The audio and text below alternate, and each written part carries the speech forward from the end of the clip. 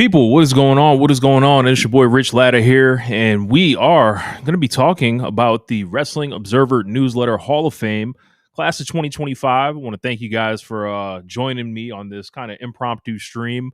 Had some time tonight, so I figured I would go through this, and I got the Observer. I'm going to pull it up in another channel. I do have a guest joining me in a few minutes. I'm going to bring him through. And then also a little bit later on, I'm going to open up the lines. And basically, allow you guys to call in, anything you want to ask or anything like that. We are taking super chats in the comments as well. If you have any questions you like, get off questions for me that you like me to answer, throw them there. You have that option if you want to support the stream, blah, blah, blah. Make sure you are running the likes up, sharing this thing. And, we're trying to make this streaming thing a little bit more regular thing on the Social Suplex channel and all that. You never know. I've got my phone in front of me, so I may be getting some context from, other Social Suplex members who may want to come up here and, say their piece and all that. But, Wrestling Observer Hall of Fame. Some people care about it, some people don't.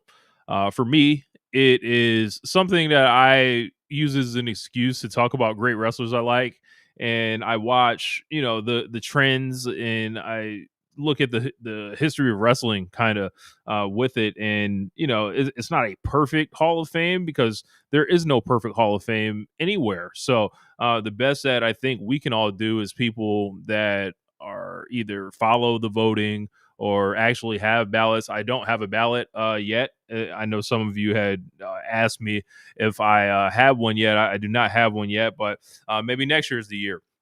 But that still won't stop me from like doing work around it. I talk about it every year on One Nation Radio.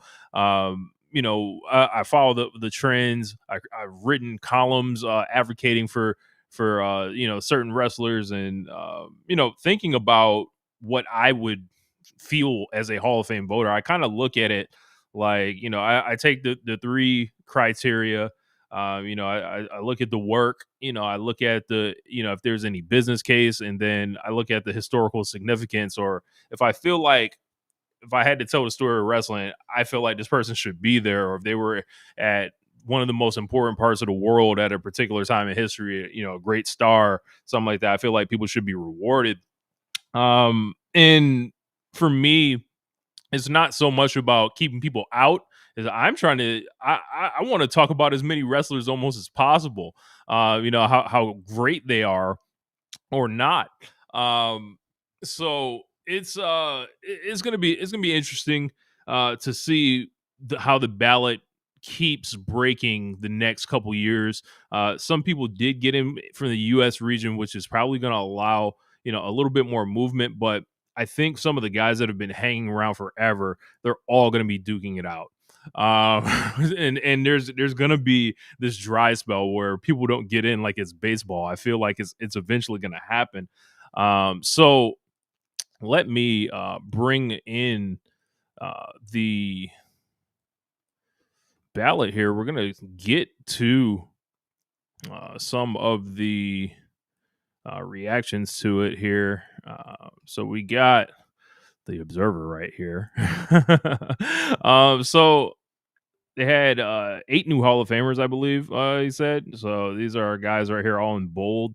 Spiros Arians, 78%, up from 46 last year. Gran Hamada, 75.2%.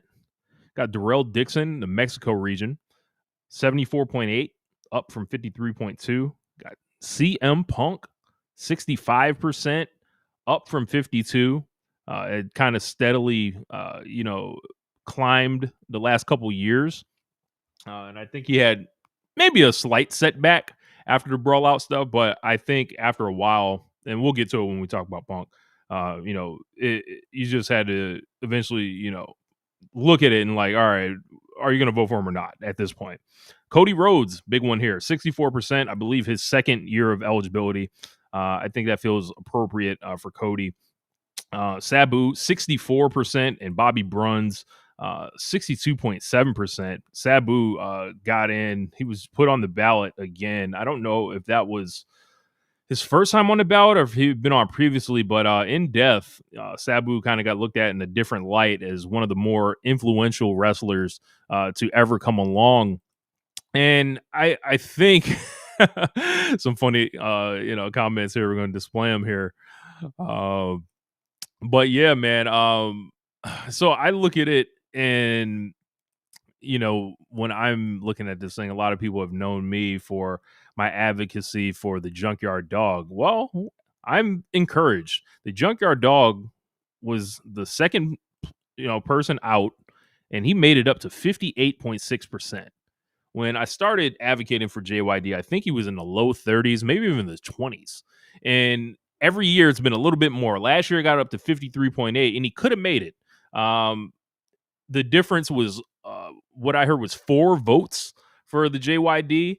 And for me, the junkyard dog, my entire kind of thing with him has been, well, if he was drawing this money in New York City, we really wouldn't have to, instead of New Orleans, we wouldn't be talking about, the money. Like, it would just be like a no brainer. Like, does the money spend differently that it came in from New Orleans and then it did New York City? But I'm not gonna go nuts or whatever, because it's a process, for different guys. It's not like Junkyard Dog is freshly available, doing new work. He's not like somebody like an Edge who's on the ballot right now, who's, just a current person who can add more. This is all about, I think his historical significance is the Junkyard Dog argument. It's not going to be the in-ring wrestling, even though there are enjoyable things with JYD in the ring. There's definitely great interviews. There's great angles. There's tons of business with him. And you look at the guys like I look at JYD as somebody that you could just orbit people around him. And Bill Watts looked at it the same way because everyone that got orbited around him, they all ended up in the Observer Hall of Fame right now. Like the Freebirds, Ted DiBiase, Bill Watts. Like, these are all the people that are surrounding him, but Junkyard Dog is somehow not in there. The one guy, the straw that made, that stirred the drink, so to say, not in there. I don't know, man. I like, part of me like talks myself into it, and then I look at it and I go, all right, man. Like, like, I'm not gonna get pissed. We're just gonna keep advocating. And I was like, man, do I have to write a rap song about the Junkyard Dog and release it to the voters? Like, do they need to hear it in a different format? Because I think, the book The King of New Orleans lays it out great. I think if you just look at what Junkyard Dog did, his degree of difficulty was like no other. I've heard different excuses, like, the drugs ruined him and stuff like that, and he left, the promotion or whatever and went to Vince. I'm like, wow, he's done things here that like 80% of wrestlers in the 1980s have done before. Yes, he enjoyed a little crack cocaine. I once heard, but here's a news flash: in the 80s, people loved crack. They still do. Like, and he was great in spite of it. The man, he figured it out. Of course, you can't do that forever, and you're running a hard schedule there, but you're talking about somebody that was making as much money in a week as Andre the Giant at a certain point before, like, Hogan took off as, like, the number one person. And I think with all those main events, with the historical significance of being the first generation after civil rights. We'll talk about Darrell Dixon in a minute. Darrell Dixon went to Mexico, which is even a different kind of degree of difficulty for him, right? And I'm not too familiar with Darrell Dixon's work, but happy to see him get in. But I can speak for the Junkyard Dog and knowing what America was like in, hell, any year right now, go up to this day. But imagine the first generation after civil rights. And they look like, or Bill Watts looked around the population of New Orleans, Louisiana, and said, damn, I got all these black faces in these crowds. Maybe they need a hero. And the Junkyard Dog came out there with his incredible charisma and got over. It wasn't really too hard. He was a hero like anybody else. He was a hero for the the Italians. They had Bruno Sammartino in New York City. They had Pedro Morales. He's no different as an ethnic hero than any of those guys. He's just in a different region of the country. And it's a region of the country that was dead and burnt out. It was not essentially like this institution like New York City was. They had it's Louisiana. They're like what's the thing? They say it's like the water's right there. They're below the sea level. Like there is not like they don't have a lot of money down there for a lot of different reasons. And these people were showing up for the JYD and whatever evil white man turned on them the previous month. They had them go against Bush Reed and it worked. They had just had so many things with Junkyard Dog. And I think that it is like, you know, I think that is some of the stuff that was held against Junkyard Dog. I don't think is necessarily applied to everyone else, and that's fine. Black wrestlers are going to have different paths. I can imagine when Swerve Strickland goes on the ballot in a couple years, he's going to have his own path that he's going to walk. I don't think he'll care about such a thing or whatever, but me, I will. So it'll be what it'll be, and it'll be like, okay, when that time comes, he's going to have his, unique set of circumstances that he had to go through as a black wrestler in this era. But Junkyard Dog now, when I'm thinking about it, he's 2% away. 2% away. A lot of hard work went into it. People, I want to shout out. Thank you guys for supporting the column, voicesofwrestling.com. Rich Crates, who ran the column for me. I know he's a JYD voter typically. And every year I send out, the material on it. I resend out the audio clip of it I made. I resend out the column, and it gets spinning over again. And if it's only 4 people left to convince, I like those odds. And hopefully I'm one of the people that gets to be those 4 next year. So I don't really have a ton of other people that I'm in like advocacy mode for right now, but I definitely just want to talk about JYD in that sense. Let's go back to our Hall of Famers right here. And I want to talk and focus on kind of CM Punk, Cody Rhodes, and Sabu.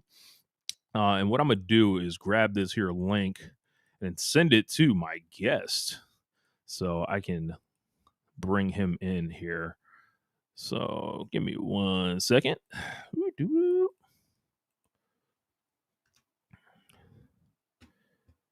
Doc, check your inbox for the link. So when Doc arrives, we will keep continuing here, but make sure you smash that like button, if you like what we're doing here and all that. This is crazy. Make this quick. I got a Yeet Man versus Mike the Miz match to watch at 8 p.m. This is sick. So Sabu got put back on the ballot due to his death. This was his 9th time on the ballot total. Oh, wow.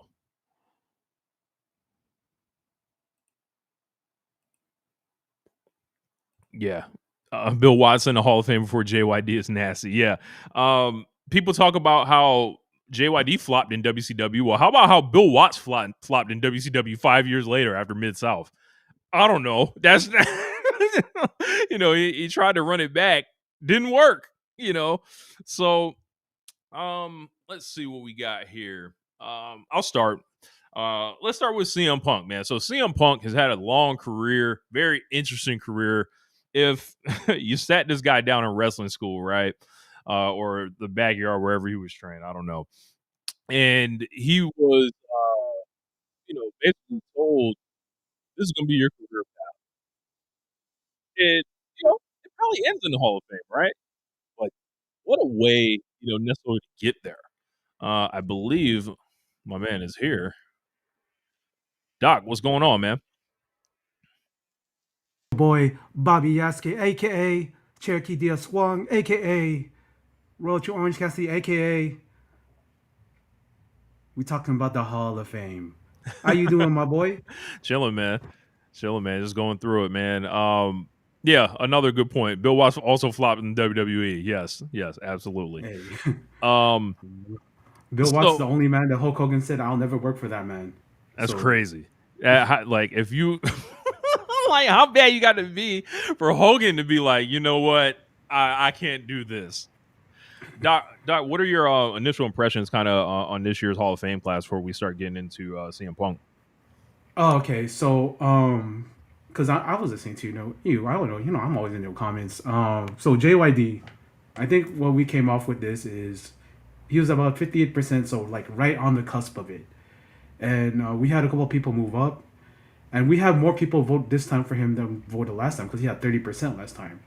So I think when more people open up their eyes, open up their ears, and look at like the money he drew. Shout out to JML for coming on to my show, telling me that JYD had 10 Superdome main events.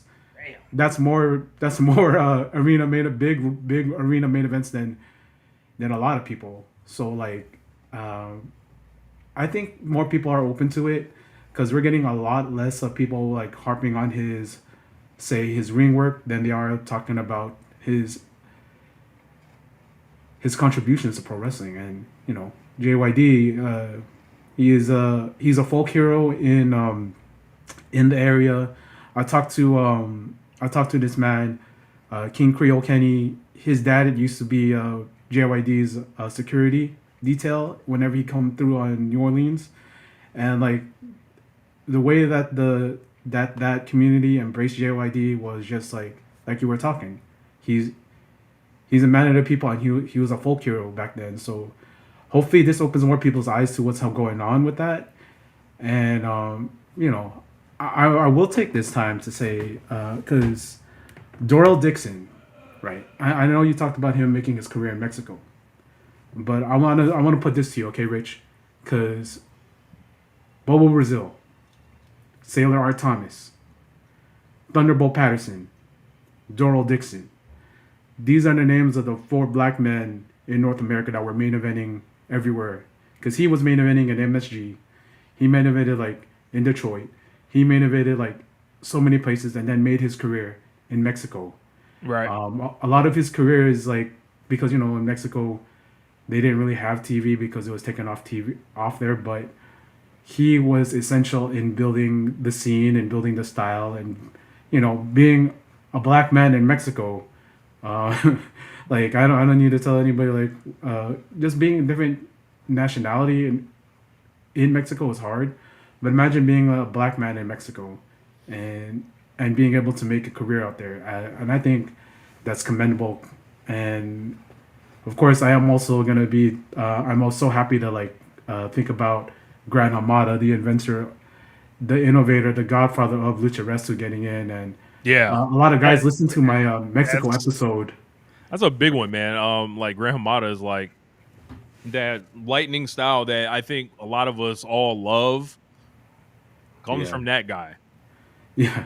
Anything you love the Young Bucks? Hey, you love Great Sasuke. You love Hayabusa. You love Dragon Gate. You love Jushin Liger.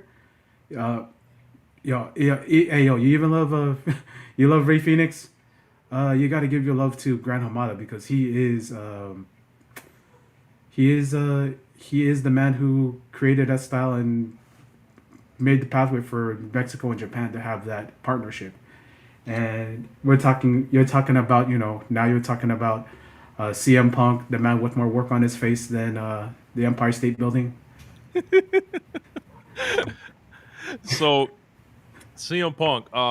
So this guy, when I first, got wind of CM Punk was when I came back to watching wrestling after a long hiatus, during when The Rock came back originally the first time. And he wrestled Randy Orton, I believe, that year at WrestleMania. Then he got hot over the summer. And I thought he had a really great run in WWE that was like a what if. And I was like, damn, like, he burned out, ended up, quit, fired, walked out of the Royal Rumble and different stuff like that. And he was kind of, this what if that was, I don't think he would have ever got in if it wasn't for AEW. Yeah. And I think he can thank Tony Khan in part for this. He can thank the elite. He can thank a lot of people that basically like allowed him to like that they created this world for him to walk into to return that was almost a safe place or whatever to test the waters before he went back to WWE.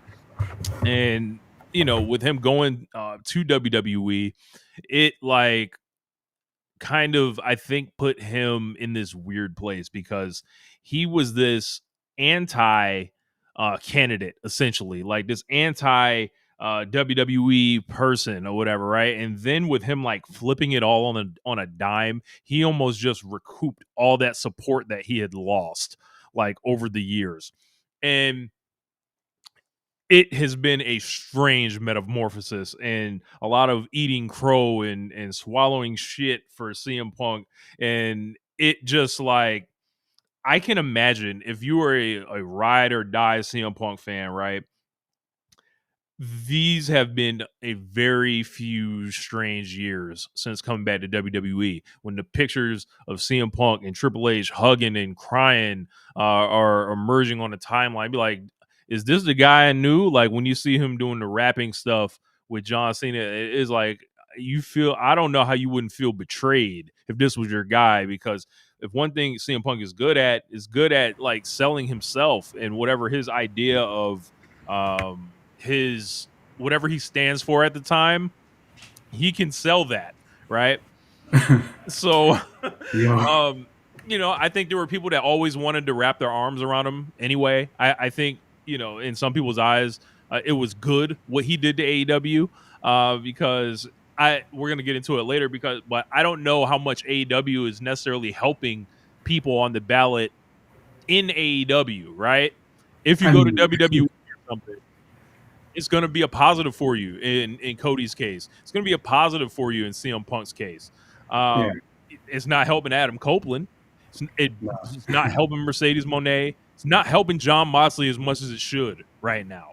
And I think that is a question to ask of the voter base right now. And I don't know if we will necessarily get answers, right? But I feel like we will be able to draw a pattern, right? Like because I think like those for me, I feel like Moxley is still being hoed right here at I think 32% or so. I think that's crazy. And let's get into Cody from Punk. So I mean, Punk got in. I would have voted for Punk had I had a ballot. I put him on a 1 year probation after Brawl Out. I was like, I'm not voting for him. I think it was ultimately way too destructive. I know reporters to this day, like David Bixenspan, would refuse to vote for CM Punk under any circumstances based off his AEW stuff. And I don't know, man. I think he was a positive. He's not doing his best work in WWE or anything like that. I don't think. But after a while, it's just like, okay, you can add up all the different, positive contributions that he made. You can add up, the business impact, that he had. And then you talk about being one of the biggest independent wrestlers of this or any, generation, and uh, changing the minds of a lot of the decision makers in North America, and being such a fan anchor. I think that for me this year, it's an easy yes vote, but I think he comes with conversations. What about you, Doc? Yeah, so on my show, when we were talking about having the ballot, right? So on my ballot, I said I did not vote for CM Punk because I think he had enough votes already to get in, and I was right because he has so many, like what you're saying, a lot of the positives he has as far as like doing some big business, and then when he came back to AEW, he pretty much boosted them entirely. And so, and besides, CM Punk and Jericho and Moxley, CM Punk was one of the guys that sort of made AEW appointment viewing for some people, and to a lot of people now, him going back to WWE and sort of having some big drawing events. I know a lot of people use that thing of, oh, the wrestlers aren't drawing. It's actually WWE that's the draw, right? But still, people are going to these shows for these main events to watch these guys in the main events. And CM Punk has been a guy that WWE has leaned on since, you know, since his comeback to be put in some spots. And I know that injury derailed him. The injuries derailed him in AEW also. But I do believe not only has he done enough in wrestling to get that spot in the Hall of Fame, but he also has enough guys in his corner that would vote for him. And Yeah, that's how yeah, I feel. yeah. I agree. You look at a lot of the people that are around that kind of make their I would say opinions known on it. Like that's all heavy CM Punk support, and it was almost just like, hey man, if you can just keep your head on straight for a year or two, we'll vote for you. And he ended up doing that. Yeah, So yeah. Oh, man, imagine that's like in his contract because you always talk about because I know Trish Stratus talk about him having these caveats in his contract where he has to be a good boy so that they'll keep pushing him and they won't punish him. And I think that's great. it's sort of transferred over to this kind of thing because like there is a heavy WWE bias when it comes to that kind of voting base. Like Yeah. just to keep it 100, like Yeah, I and mean, it goes back to JYD too. It's like if he was doing that for the WWF for 5 years, would we ever have a conversation about it? nah. No. But he was in the Rock and Wrestling cartoon, man. He was the one of the first big LJNs they sold. Right. So like, what are we talking about him not doing stuff in New York? Because he was like, I Right. think Right. he was like the one B to Hogan's one to Hogan, like because he took the spot of Jimmy Snuka, who was supposed to be there, but then Jimmy had that thing. Oh yeah, yeah, that thing. Um, you know, all of a sudden, they had to get that man out of there. But Cody Rhodes, let's talk about this guy. So Cody Rhodes, look, if anybody has like paid extra attention to Cody Rhodes' career, it is me. There's a famous One Nation Radio Keeping It Strong style episode in 2018 where I think I have a screaming match against the other three. I think Jeremy was just like kind of hanging out. But I was going at it with James and Josh. I was like, this guy is not a star. Like this, like people showed up to see New Japan Pro Wrestling and Kenny Omega and the Elite or whatever. I like, and like this guy is a hanger on essentially. Like what are we doing or whatever? It's great audio. And I I think liked it. the deal with Cody is ironically he was somebody that I always pegged to be a star. Going back to 2011, where I would say, yeah, man, WrestleMania 30. I think the main event is going to be, I thought wrestling worked the old way that it used to when I was growing up. I was like, it's going to be Cody Rhodes and Dolph Ziggler as the main event of WrestleMania 30. Let's go! Like it was going to be some new Bret Hart, Shawn Michaels shit, but it didn't end up working like that for Dolph at least. But in the long run, I still was correct about Cody. I think Cody has made so many of the right moves business wise in knowing when to leave and taking opportunities and being motivated that I think you can do nothing but kind of be like have a respect for him, a begrudging respect, if that for him, to where you look at the guy and he's not blowing your socks off as a worker. Like he's had good matches or whatever, but he's not somebody where it's just lights out. Yeah, bro, he's just gonna break the scale every match or whatever. This is not Will Ospreay. This is not Kenny Omega. It's not Hiroshi Tanahashi. This is not no shit like that, right? But when I look at this guy, he found an audience that I think was willing to play into and he found an audience that was reminiscent of societal times in WWE. I'm baffled that he was been able to wear a suit for coming up on 4 years and not be a heel, right? Like, Yeah, and it's just like all that some of that stuff I fundamentally don't rock with, but like I think you got to salute him for being that fan anchor and doing the business at those stadiums, right? To yeah, where he was in the big matches. He was in. They basically told The Rock to get the fuck out of here. Like we don't want none of that Rock stuff ruining whatever is going on here. And we were all wondering who would be the one to take it off Roman. And I think the observer voters do have to take a hard look in the mirror. If Roman Reigns went in so much and it was like this renewed push to get Roman Reigns in, and then Cody Rhodes is like this, like you got to look at Sami Zayn. at this point. Yo. And with Sami Zayn, there's going to be resistance for him for some reason, right? And I don't know what it is, right? But when you talk about somebody that was just as over as Cody, that was important to the business and the quarter hours, and then just kind of got shuffled up and down and sent to the Intercontinental and tags and different stuff like that. But he's like the forgotten man here. So I would advise observer voters, whenever Sami Zayn either reemerges on this thing, I don't know if he's still on here. He might have fell off the ballot. But Him and Steen did fall off the ballot. yeah, that's crazy. Like at least in Sami Zayn's case, if the bloodline was this huge game changing thing, and then Cody Rhodes, the guy that basically quote unquote ended the bloodline, there was somebody that got that shit popping and rolling in the first place. And he fell off last year, they're saying. So it's like, I don't know, man. I think you got to start discussing Sami Zayn again. In Cody Rhodes' case, we know it went bad for him in AEW, but he's always going to get credit as a founding father there. He's always going to get credit for All In. That's a huge thing. So congrats to him for getting in. And, he's a go hard guy, and he's just going to stand out in a lot of situations. And then you look at he was first in retired wrestlers, so you already know what that is. That's like the Randy Orton. We worked with his daddy, different stuff like that. So like, yeah, it's like, I don't know, man. Like I would have voted for Cody. I would have thought it might have took slightly longer, but he's got, as you mentioned, like there are positive forces like pushing him in a lot of different factions, like people who are anxious to reward WWE.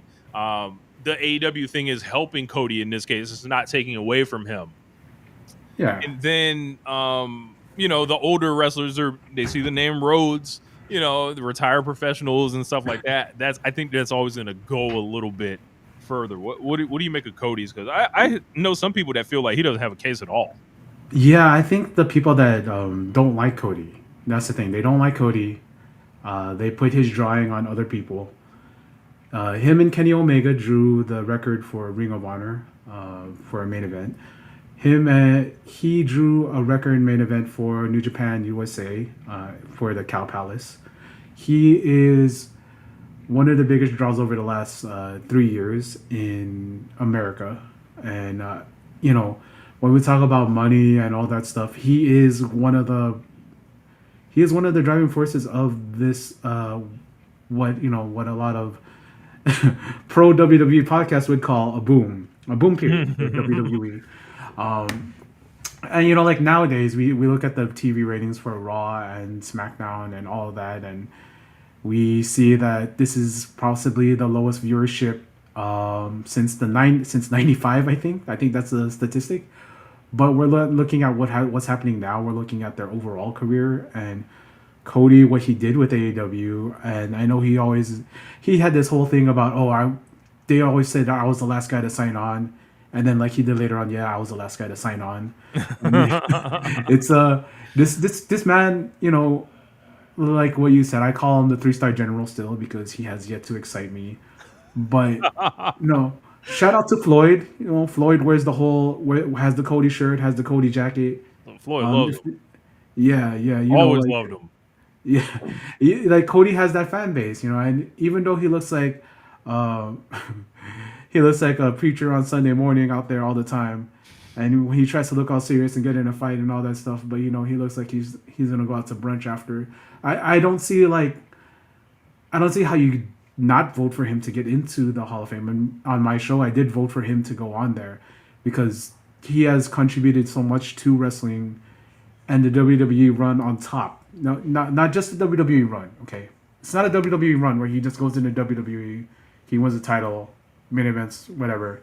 This is him on top of WWE, him being used as the main draw for 2023, 2024, and parts of 2025. And what he's done is he's created this sort of aura around himself and this fan base around him where you really can't deny how he is this main megastar for WWE and for their business booming and for all the places that he went to. Well, not really TNA, but for Ring of Honor, for New Japan, for AEW, he was a boost for the business, and he was a big part of establishing. We talk about the boom for New Japan in the 2010s, right? But there was also a boom for Ring of Honor in the 2010s when Cody came in and became Ring of Honor champion, I and was I going to think say that's commendable. this voting thing right here, much like those other times in his career, is a case of perfect timing, Yeah, because it seems like those reactions are kind of trailing off right now, and we might be on the other side with Cody yeah, and WWE. You know how it always kind of goes bad for him, but at this point, he's running to the podium. He already got in, and we don't ever have to think about it again. So. yeah. We'll send him off the road, and we'll get to my man Suit Williams. Send the super chat. Appreciate you. So late to the party, but I'm seeing Becky Lynch got more votes than Mercedes Moné. Let's bust it open. That is Ooh, absolutely true. We're going down here. At first, I couldn't even find Mercedes Moné when I was looking at this thing, right? And I was like, yo, what happened here? And And someone if had you to talk point it about out black to me. wrestlers finding their own space, right? Someone, Black wrestlers having to find their own way, right? yes, someone had to point it out to me where she was, right? And Yo, they were like, yeah, she got 10%. And I was baffled. I was like, she's in the Trish zone? what? How? Quite 10%. frankly, I think this is embarrassing, honestly. How are you going to be what most people would feel? This is the consensus. This is almost what everyone can agree on when it comes to Mercedes Moné. Whether you're positive on her, negative on her, she is the greatest woman to ever emerge from this country as a professional wrestler. If that doesn't get you at least in the 40s, right? Because if she's not going to be a first ballot, that's fine. First balloters are extremely rare. I have the list of first ballot Hall of Famers right here. We can go through it. First ballot: Kurt Angle, Medico Assassino, Steve Austin, Beauty Pair, John Cena, Gato, Dos Caras, Akira Hokuto, Kenta Kobashi, Jushin Liger, Takashi Matsunaga, Shinsuke Nakamura. That looks hilarious in hindsight. Manami Toyota, Kazuchika Okada, The Rock, Jim Ross, Sakuraba, Holy Demon Army, and Los Villanos. If she's not on that level, fine. I'm willing to go with you on there, because it's very hard to be on that level. Bryan Danielson's not there. Kenny Omega's not there. Like, that's fine. But when I look at it, after that, this should be either a second or third ballot Hall of Famer based on what she did with women's wrestling in this country. The Young Bucks also should have been first ballot. Correct, Sue. Absolutely. And this is bullshit. This is, I think, a resentment of Mercedes Moné going to AEW. Yeah. This is, the Observer doesn't have the greatest track record with black wrestlers in general. She's working with two strides, black woman. She's already in the hole twice, essentially. Three times left WWE. She's in the hole 3 times already. And then you compare her to Becky Lynch, right? Becky Lynch got hotter than Mercedes Moné ever was for a peak period, right? And I think she's largely ridden that popularity of that time, into modern times now. But she hasn't necessarily certified that, I don't think. She doesn't have the match catalog that Mercedes has. She does not have, Mercedes has her own business case, as far as, being on Fox, and, she was boosting numbers in WWE for a while. Very popular. It hasn't translated necessarily business-wise, but she's been programmed at key spots like All In. You see what she's doing, going all around the world right now. And I just think that when you are the greatest wrestler a country produces, it's going to lead to more than 10% on the ballot. I think that is abysmal. Yeah. And the Observer, as an institution, almost has always, when they've reviewed her career and just show to show, Brian Alvarez never been the biggest fan of Mercedes Moné. Look, this is not a personal attack or shot or anything. This is an observation of just not understanding the magic of her. Dave is never it's a funny thing, the Mercedes tax they talk about. I don't know if that's real or not. right? When it comes to the star ratings and stuff like that. But you can see Mercedes Moné is somebody that has driven the average fan that you just see on Twitter. You want to talk about unhinged comments? She has driven these people insane with Yeah. her power of being black, a woman, and also in touch with her own power and who she is. For her to already be somebody that's been amazing for a decade, right? Some peaks and valleys, rough moments of not getting pushed, having to stand behind people. Her fan, connection never really faded or anything like that. And when you look what she's doing across the four horsewomen generation, right? For me, she was the clear standout kind of from day one. And then you look at what the rest of them are doing and the tree that's underneath them. Like, you can add Becky, Charlotte, and Bailey, Becky, Charlotte, and Bailey, add them all up right now in what they're doing currently, right? It does not hold a candle to what Mercedes has done. Mercedes just got number one in PWI 500. This is just extra awards, right? But you look at what she's doing, and then you look at what they're doing. Like, those are her contemporaries, right? And then you have all these other people showing up. They're chasing Mercedes. Like, a woman is never going to get in at this rate. And it's not necessarily like a modern woman. We know Aja Kong's in and stuff like that. If Mercedes Moné can't get more than 10%, this institution is fucked. It's wrong. It's broken in that case. And like, people will say, she's still young and stuff like this. It's like, yo, she's been in it at a high level for 10 years already.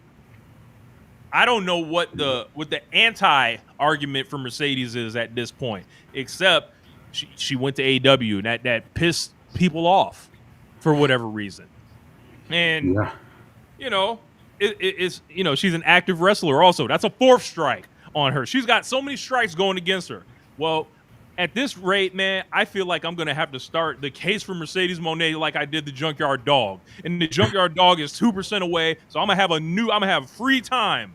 I'm going to have a whole bunch of time to start talking about Mercedes and all these main events and all these girls that she inspired to wrestle, that every time, they're posting on Instagram, she's showing it to these little rinky-dink countries, winning their belts, wrestling their best wrestler. She is reenacting Ric Flair right now. That's what's up, man. I don't get it. And what I think is happening too is the women are getting pitted against each other rather than put them all together. They're a part of the U.S. historical region. So are you voting for this person for the U.S. historical region or not? Not, hey, I voted for Becky Lynch, so I can't freaking show up, and vote for Mercedes too. No, it doesn't work like that. You got a max of 7 votes, right? And if it comes down to, you're picking between them for your last vote, it comes down to it. I'm not here to, judge you or anything like that. But what I would encourage is to look at Mercedes is like, it's so baffling to me that it's really hard to fathom getting 10%. I'm happy she didn't fall off the ballot, because then I would be in here turning the table over. I'd be moving furniture in here, right? But at least she ended up with more than Seth Rollins. So, but Becky, let me see where we at right here. I'm going back through the totals here. But did you read Becky Lynch's book though? I did not read Becky Lynch's book. I did not either. It's a real shame. It really does feel like Becky Lynch is at 28% right now, right? And it's like, all right, because I think Becky has her own case or whatever, right? Yeah. But Mercedes, I'm not. Nah, man. Like, you're not telling me you voting. Let's just pick a random motherfucker right here. You're not telling me Ole Anderson is getting more votes than Mercedes Moné. Like, no, like I refuse. No, absolutely not. I don't see how you can do that. Like, I'm sorry, Jim Johnson. He just made the music. Sorry, he didn't step in a ring. Like, what are we doing? Like, I don't. That's insane. Appreciate you, suit. Seth Rollins. Let's talk about this guy. Yo, When you talk about this man almost made history. He was this close to being the first man to ever fall off 3 times, right? Seth Rollins finished with 10.0%. yo, 45. That man gets one less vote. He's off the ballot. That is insane. When you think about how long WWE has pushed him, when you think about how much WWE has tried to tell you this is an important guy in the history of what we do, as Triple H would say. That is like,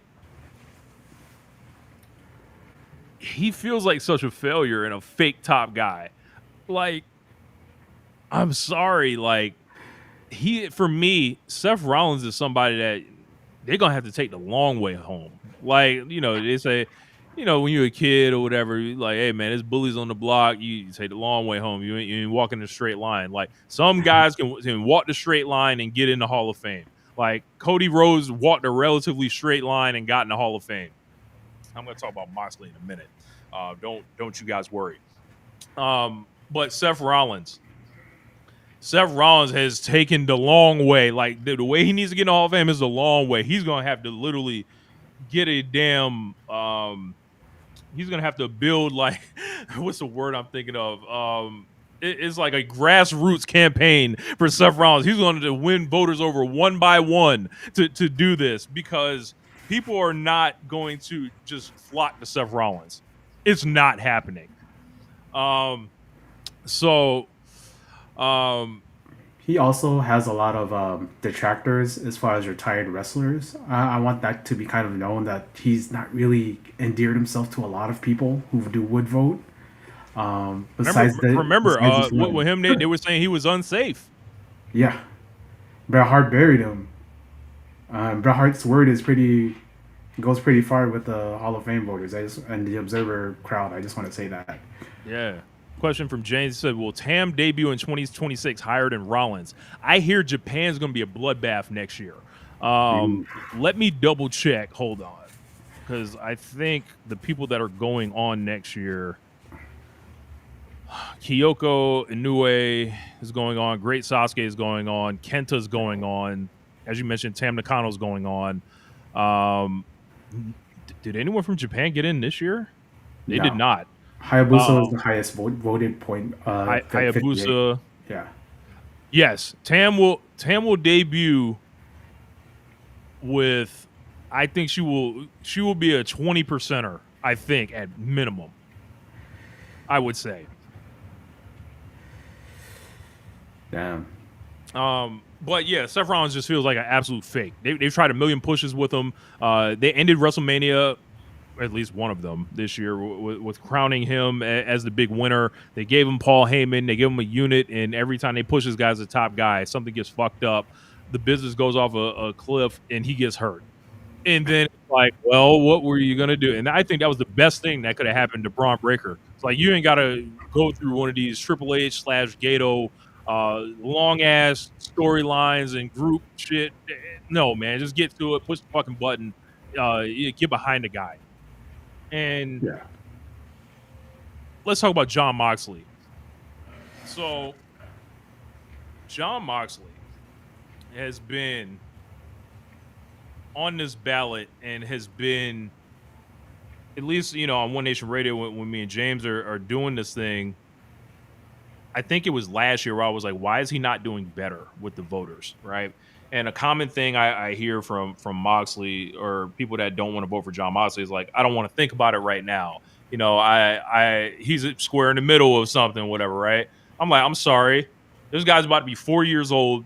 He's been a main eventer in this country for 9 to 10 years already. Someone that you can put on top. They were strapping him with world championships in WWE in 2016. So, like, he's had so many quality years in WWE. He's had quality years outside of WWE, in AEW. Saw what he did in New Japan. And this is almost a reverse of the Punk and Cody thing, where AEW is not helping Jon Moxley. No. Just like it's not helping Mercedes Moné. So like for me, I saw this, right, and him being, I think, up to 36% now, right? Let's take a look. 32%, up from 26. So 26, it was like a dire travesty, and I think he was even lower before that. 32 still feels too low to me. When I'm looking at him and I'm looking at Zack Sabre Jr., I know they're in different regions, right? But Zack Sabre Jr. is at 49%, but John Moxley is at 32? Are you kidding me? That's because they give the British too much votes, man. The British have way too many votes. I'm sorry, like Gorilla Monsoon, or I know it's historical, whatever. Like John Moxley, you can make a work candidate for him. Like you can make a work case, or excuse me, a work candidacy for him, because you would think he's the guy that people think Seth Rollins is. People think Seth Rollins is the quote unquote the great worker amongst like the Shield guys. It's actually Moxley, but he doesn't come in the traditional packaging of the top guy or any or he doesn't come in the traditional packaging of like the top worker or somebody like that. Moxley just got his 10th 5-star match in the Observer newsletter. Now, what the Observer newsletter star ratings means to you may be one thing and may be another, right? But we're talking about the Observer Hall of Fame. If we can't reference the star ratings here, we can't ever do it, right? He's also a Flair Thez winner. 2-time Flair Thez with an outside shot at a third, right? Yeah. A Wrestler of the Decade contender this decade, right? Yeah. Now, like, this guy has been somebody that they've depended on when people fuck shit up. They've went with him in times where they wanted things to go well. I didn't love all the Death Rider stuff, especially at the beginning. But, brother, ever since that belt's come off him, ever since post Double or Nothing this year, he's been cooking. And he's been right back the guy that's done it all. He won the IWGP last year, didn't go great. They still look to him to do that, and he still did business in America, in Japan, not as great results. But this is I don't think that takes away from Moxley that it just didn't go all the way. That's like, oh, okay. But I think when you think about it, he's the historically significant part of being the guy that was 33 years old in the middle of his prime, jumps from WWE, goes to AEW right there. That's historically significant in itself. The first WWE main eventer of his era to say, I'm going to go do the G1. And he had a great G1. Yeah. Like, this is the historically significant stuff that I don't think people are necessarily thinking about. Think about how he has more main events in AEW than anybody, right? The second world champion, has held the belt for more days collectively than anybody, 4-time champion, and great matches just with whoever you want to name. Someone else can do the numbers and the business argument, right? But for him to still be at 32% is mind-boggling for me, especially when he has made there are 3 big promotions in our time, right? Sorry, TNA, WWE, AEW, New Japan. I think he's the only one to get to the top of all 3 of them. Yeah. And he also has no, Jericho was never the IWGP champion. So and then Moxley also has main events in Arena Mexico. This is a lot. One more time, Doc. He also has those main events in Arena Mexico that sold out. Quick, right? Top. Yeah, them Blackpool Combat Club, them tags and stuff like that. So like when I see him and I see him battling it out with Randy Orton, right? He's got 1% more than Randy Orton. He is behind the Steiner brothers. He's behind the Hardys. He's behind Samoa Joe, right now.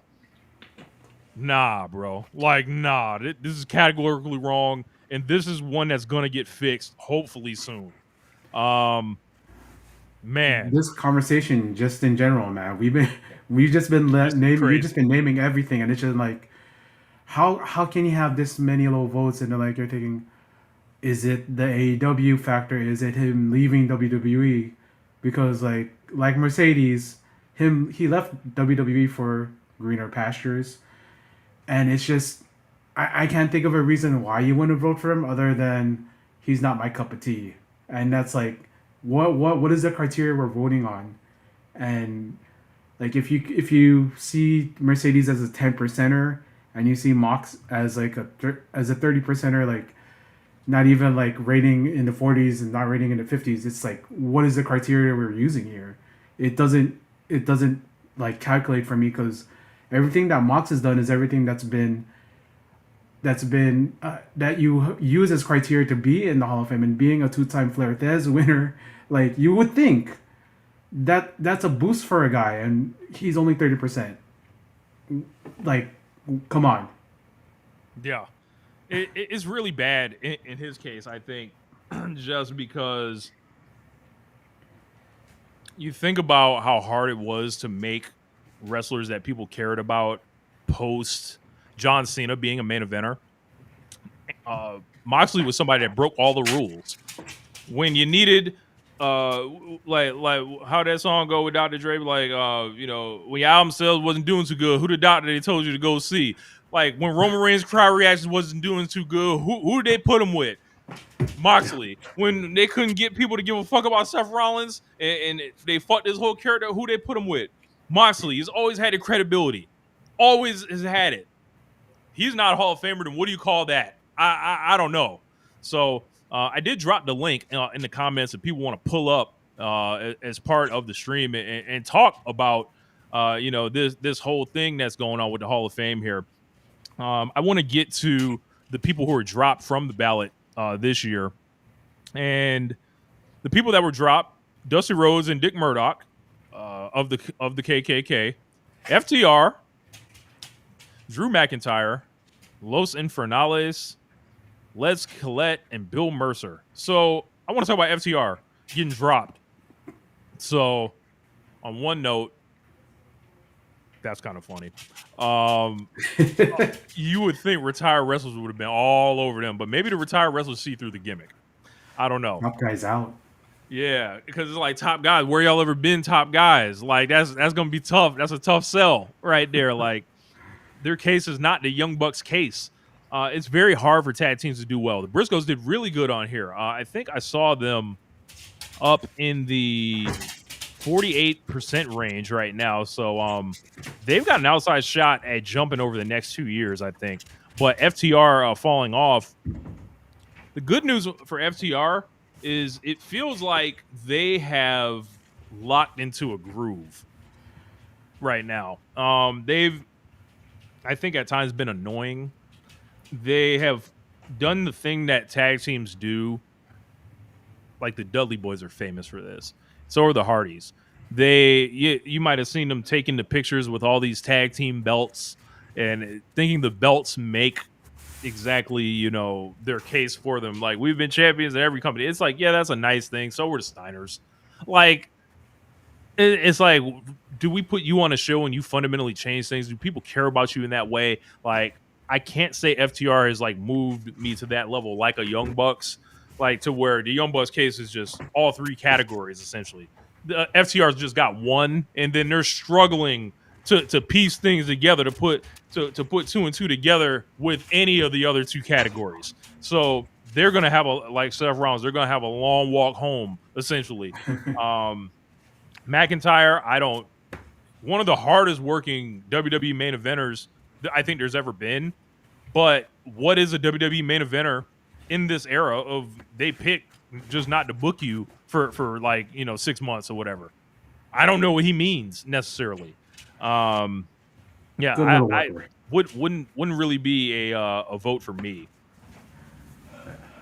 He's just a good worker. Not really a guy that they leaned on to do anything. His run was during the pandemic, which sucks for him. It might have, who knows? Maybe if there wasn't a pandemic, he would have hit harder. But we're way past 2020, and they never went back to him. And sucks for him, but that's just the way the cookie crumbles. Let's see. Going on the ballot next year, it's gonna be Kenta. Ooh. What do you think of Kenta, Doc? One of the most copied pro wrestlers of all time. CM Punk would not have a career if he didn't watch a Kenta tape. Yeah. That's a tough one right there. Kenta, very unique case. As you mentioned, there's probably a work argument for him. Noah famously tried to go to him and it did not work out. After Masawa and stuff like that, and this guy, he came to WWE, didn't really go well. But I don't know, man. It's gonna be a tough one for Kenta. I feel like. Yeah. Yeah, he's not gonna get the votes for it. The WWE run detracts from him. The New Japan run detracts from him, and then like everything that happened in Noah right now, he's a good little thing for Noah, but it's you'd have to think of him as like a work in, right, like a Ishii, like an Mhm. Ishii way to get in. And if he had retired in 2009, maybe, but he didn't. So A lot of great matches, though. yeah, Dave Batista, I just don't think there's enough there for him. Um, it was what 2002 through 2010, and then a run in 2014, and then a few months in 2019. So I could talk myself into Batista possibly, but I think I would ultimately land on it not being enough. Whoa, American numbers, you are very loud. Hold on, let me bring him in. We got my man American numbers pulling up, bringing him in. I'm biased here with Batista, the animal. I'm Filipino. He's the best. He's the most famous Filipino wrestler of all time. Uh, During the time he hit, right? Because I know you watch boxing, Rich. Yeah, Who was the number one draw for boxing in the 2005? 2005. I would probably say like Oscar De La Hoya. Yeah, also and who did he fight? Also, he fought Manny Pacquiao. Yeah, Manny Pacquiao. So Manny Pacquiao during that time was a cultural touchstone for Filipinos. And for a lot of guys like me who love pro wrestling and boxing, and like we love Batista because he represented for the people, he was a good draw for WWE. He was a good international draw for them. Uh, they had so many sellouts everywhere, and then I think they started touring Southeast Asia and all these other places around the world because of Big Dave, and because they had hit in South Korea, in Southeast Asia, in Asia in general because of Batista and John Cena, and the TV networks opened up for them over there. Nowadays they're all on just I think they're all on Netflix now, so it doesn't matter. But he was a big difference maker for them back then. And then we're looking at like a short run, like the short window where he was a top guy. Like I'd be saying like 2005 till 2010, with a couple like years off because of some injuries. But we're also looking at a guy who's main evented multiple big events for WrestleMania, SummerSlams, and he's for me like he's one of those guys. But again, what is the criteria for a Hall of Famer here? It's tough because it's like, all right, I guess I got to do the thing that I decried people were doing with the women. So I'm gonna break my own rule, but it's like, all right, his direct contemporary would be Randy Orton, right? Yeah, I think if you start talking about him, that's possibly a very interesting conversation. Because Orton got to the mountaintop quicker, but I would say Batista was a way bigger star than Orton for at least half the run. yeah, I would say, because but yeah, Orton had that cup of coffee with the world title, and then he didn't really get that main event run until Batista was gone. right. 'Cause so like it's just when we think about wrestlers like a Batista, like a Randy Orton, for Randy Orton now he has the longevity, and then for Batista, it's for me when I look at him, he also opened up Southeast Asia as a market for them, and that's pretty big. And he also was part of like a lot of their Australian tours, Italian tours.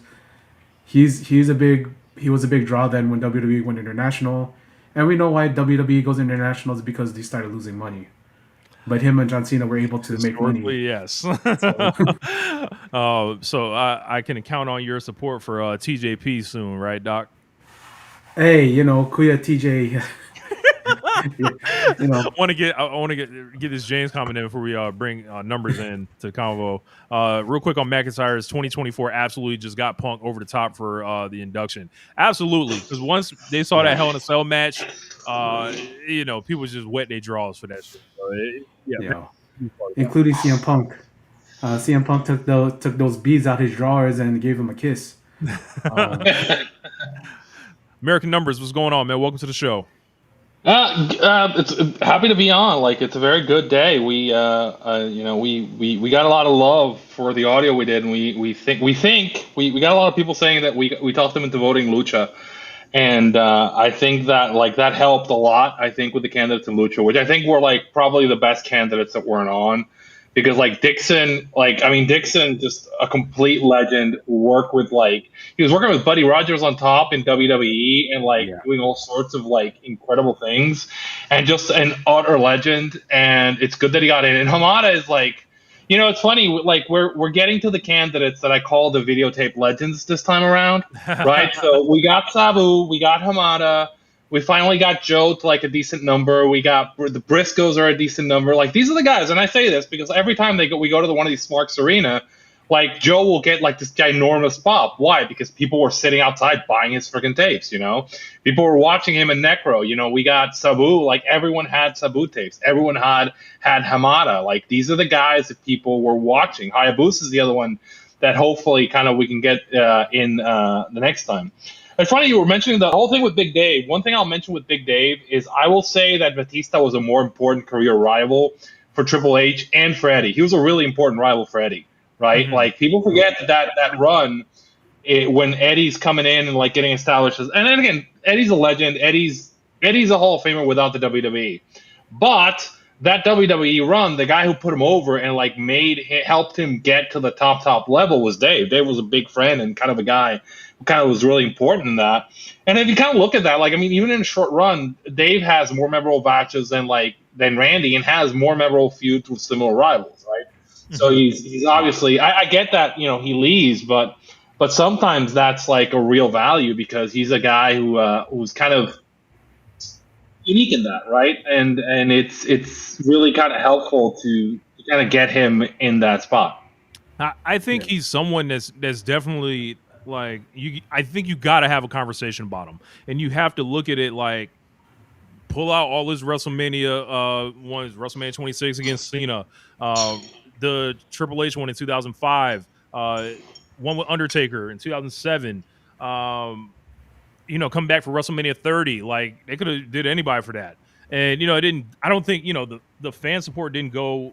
I think his way, but I think he was good enough to kind of adapt to it. Like his character was fucking awesome. Then like deal with it. What happened to this business? What happened to the real men? Like that was like one of the first like kind of instances of that. And someone being this online pariah, like this enemy of the online fan base, which translated to the arenas. Like he wore that shit kind of with pride, in a way that it was actually really endearing when you look at it in hindsight, because you never had to worry about that with him again when he came back in 2019. With the Triple H match, he was awesome on the mic. And I'm sure he did a degree of business for him there as well. Um, but I wanted to ask you more. Like, I'm somebody I I saw Sabu in the magazines. Wasn't an active ECW watcher at the time. Can you talk about the quick rise of Sabu? Unfortunately, we know he passed away and he's fallen off the ballot a bunch of times. But what do you think, besides the death bump, really made it happen for him So this see, year? for me, and I get to it. There's a particular style. Is that me, by the way? Not Is sure. that noise me? Um. Possibly. Possibly. Oh God, maybe my You mic. might gotta Okay. put headphones on or something. I may need to do that in a little bit, but let me get this point across on Cebu, and I'll come back with a better setup. Okay, so I'm a Puerto Rico guy, right? So I'm a very much a guy who's into the frontier style, Right. kind of the rumble style, the physical style. And I think with Sabu, what you have is someone who basically kind of embodied that, and he's kind of that legacy. We talked a little bit when we were talking about historical, like Waldo Curry, like Bob Ellis. Like there's these guys who do that. Bruce Brody, and he's coming in with that style and that look. The Sheik, obviously his uncle, and he kind of brings that in. And I think he's an important kind of like linking piece between that frontier style in Memphis that Onita was training in, like Funk did, and kind of bring it into the modern aesthetic, right? Mott's is another guy who doesn't get his due for that. He also does that. Joe's another guy who does that, and kind of like they become that kind of bring that style in, that outlaw style. I think the problem is like there's a tension there because the WWE style, the Northeast style, is a cartoon style more geared towards family, and so the bloodier kind of frontier style is one that like doesn't really get as much love as it should. And honestly, Sabu is like this pioneer of like getting this to like he was always over. Like he would get in, he's over. He was kind of this like this guy who gets in and just everyone understands. Oh my god, that's fucking Sabu. Like that. I always remember this one cartoon. It's like they're talking about, I believe, like Gandalf's horse, and these horses, and they're like, "Oh my god, look!" Like we're like, "Oh my god, that's Secretary." Well, that's Sabu. Oh my god, that's Sabu, right? Because he just had it. And I think kind of the way he presented himself, the way he presented his matches, is a way that I think translates. Now we just got through the blood and guts, and I think that kind of thing on national TV is kind of Sabu is one of the contributors to getting that kind of wrestling to survive and thrive on a national scene now, which is really cool. Absolutely. Yeah. Doc, what do you think about Sabu? Homicidal, suicidal, genocidal, maniac. He represents that independent sort of spirit of fuck you, I'm gonna do it my way. And like when we talk about him, like I think about like his stuff in Japan with FMW. You think about his uncle the Sheik, and they had that fire match with Onita. I also think about like his IWGP Junior title run. It was pretty short, but like he embodied this fuck you, you're wrong, and I'm gonna prove that I'm right in doing what I'm doing. Because the first time I saw Sabu was on a FNW Laserdisc, and he stood out right away because when he comes out through the crowd, they run, right? And we're talking about like Bruiser Brody and all that, and his uncle the Sheik, and that comes from that where the crowd screams and runs in horror because they did that for an Abdullah the Butcher, they did that for a Tiger Jeet Singh, and like this Sabu represents in the modern era someone that worked everywhere because I don't think this gets mentioned a lot, but he had main events in WWE against John Cena. He worked TNA, he worked WCW, he worked ECW, and he even had that cameo in AEW. And no matter where he's been, he always gets this reaction of like shock and awe.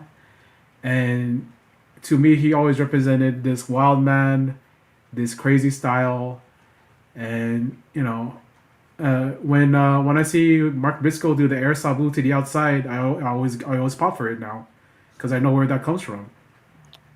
Yeah, Joe and Rich of Voice of Wrestling did a great episode on Sabu the week that he died. They did a 3-hour episode on him. I'm also familiar with Joe covering him on the ECW Jovember to Remember series, Voice of Wrestling Patreon. Check that out.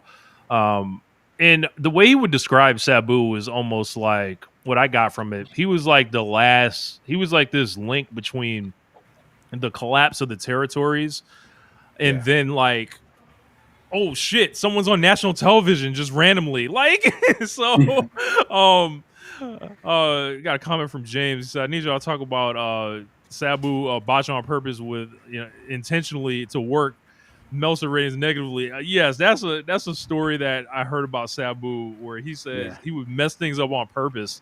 That's a very unique way to try to work the fans and then also the reporters.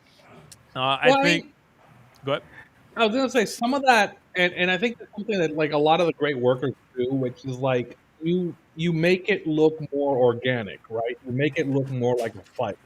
Something happens and you adjust. And I actually always like say that the difference between someone who comes into it kind of by just like learning the steps and like learning the choreography versus somebody who's in the middle of a dance and something happens and they can adjust on the fly, they can act, they're an artist, right? I think Sabu was like, he had that element of danger. Like by having those botches and having those matches look like that, it made them look way more dangerous and way more real, right? It's like the thing that you have to kind of understand with like these like outlaw legends is like the level of danger and the level of like investment that you have, because like you see Sabu and you believe that, man, that's he's gonna get in the fight, right? This is gonna kick ass. Like we're gonna have like Sabu and like RBD are gonna try to kill each other, right? And that is something that, like, you mentioned Joe Lanza. Joe said that, like, work me, baby. Like, I want to be worked, right? And Sabu was always ready for that action. He was always ready to work, right? And do it in a way that made you believe. And that's always, like, again, this is why I highlight this. This is why I like when you get something that looks real. Like, one of my main complaints, and I'll say this, right? Like, the kind of the anti-Sabu thing is like when we have all these top stuff, right? Oh, come on, hit, you know, and just like stand there and take punishment. It doesn't really make sense in a fight. And like, I like the idea that, like, look, I'm thinking, like, stand there and try to counter it. Like, I think something like Zach also kind of does this. Like, you want to kind of like feel like it has to feel real, right? And who was a guy who made it feel real. That's really important. I liked when Sabu would just like throw the chair, drop all the bullshit, and just punch a guy in the face and kick him in the mouth. I like when he would just like get pissed off and do that. I remember there was this one match where he like broke his jaw, and then like he took like some guy got like ring tape or whatever, wrist tape, and he just wrapped his head, and like that kind of shit. Or the stories about him like gluing shut his wounds with super glue. Like that all goes to building this mystique around him. And I know like you guys, you had the magazine, so those pictures you see of Sabu, like the first pictures of him like as Hannibal Lecter coming out on that roller thing with that mask on, or like we're talking about, you know, the most violent match of all time, Born to Be Wired, when him and Tori Funk are just wrapped up in barbed wire, bleeding everywhere. These are these visuals. These are these things that help build up that mystique. And when we talk about the history of pro wrestling and the history of deathmatch wrestling and the history of like all these risk takers, and you know, we see that today with like guys like Darby Allin. Yeah. And it goes back to Sabu and him pioneering sort of this hardcore deathmatch style, this high flying style, this fuck you, I'm doing it my way style. And that's what I love. That's what I love about the homicidal, genocidal, suicidal maniac. That, and of course the shoot the shoot interview era that he went on, like, because you know he was for like 20 years just quiet, but then all of a sudden in the 2000s, he would be on every shoot interview. Speaking of that, I actually have the clip here of how he botched his own moves to look more reckless. I'm going to play it. Hopefully it doesn't get yanked or anything, but we're here on the stream, so we're going to do it live. Hey. TitleMatchNetwork.com. I know some of the new school fans, you know, they see those Botchamania clips and they laugh, oh, haha, you know, I saw this. But isn't that part of the mystique and the, you know, what you have to have for the Sabu character? It's not supposed to be pretty. It's not supposed to be perfect. A lot of those botches were planned, but I'll let you decide. Some of those botches, if you think I fucked them up on accident, I did my job, you know? Yeah. Look. Yo. All right. Look, for this, I'll go with you this time, Sabu. Go ahead. And the Botchamania thing, you know, I think it's funny as hell, but like I said, half those botches weren't botches. They were planned trips. If I did everything perfect, there would be no trick to it. If something is 100% of the time, it's not a trick anymore. It's like breathing, like moonsaults. It's not a trick no more. Everybody can do them. But back then, when I first did them, if I did them crooked or reckless, it looked crooked and reckless. It looked crazy. And I purposely would go sideways or miss the guy and hit the floor hard to look crazy or reckless. I used to do a thing, had the guy in the corner, and I'd do a back handspring. I'd land on my head on purpose.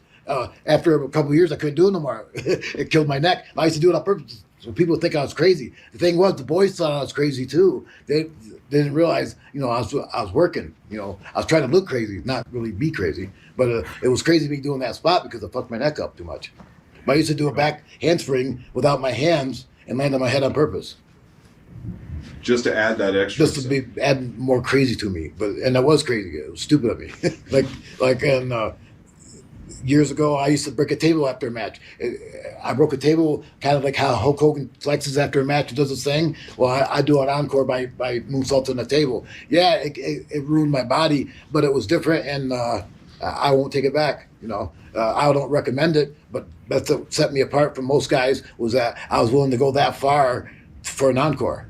Yeah, the match was over. They already got their money's worth. They already got their money's worth, and there's still a table standing. So I said, how it started was one night, me and my uncle, we lost the match, and my uncle said after the match, he goes, "Go back and get your heat." I go, "How?" He goes, "Think of something." I go, I'll moose out the table." He goes, "What's that?" I go, "I'll show you." I ran back up there, threw a table in the ring, moose out to the table, and then stuck. That was 25 years ago. Yeah. And it was all an accident. It wasn't like, Japanese "Hey, I got an tables. idea today. I'm going to do something with the table." It was like, he goes, "Get your heat back. You know, we look like shit out there. Get your heat back."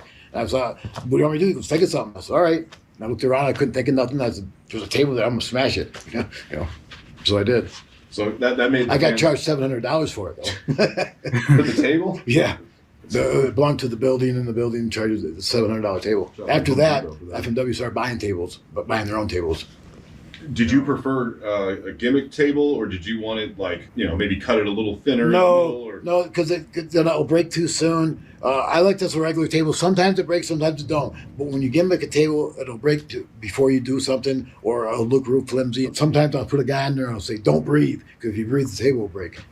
So I don't like a gimmick or That sounds insane. Don't breathe or the table will break.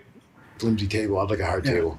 The table is like a cushion. It breaks your fall from hitting the floor. The floor hurts more than the table, but the table makes a better noise. Yeah, one thing So that everyone one in thing the to arena and understand at home.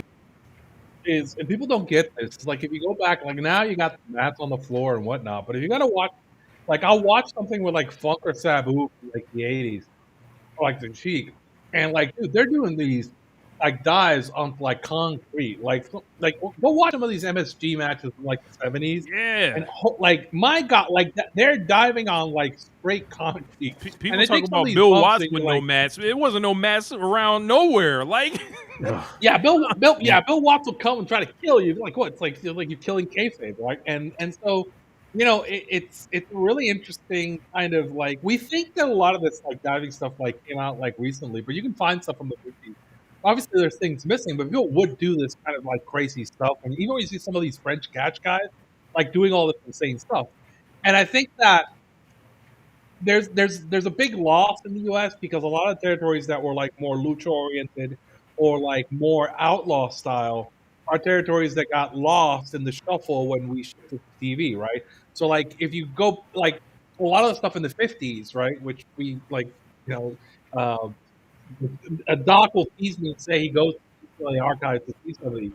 Like, but you'll see it, and they're running like stuff out of Hollywood, and stuff out of LA, right? Like, there's like a big lucha presence, big kind of like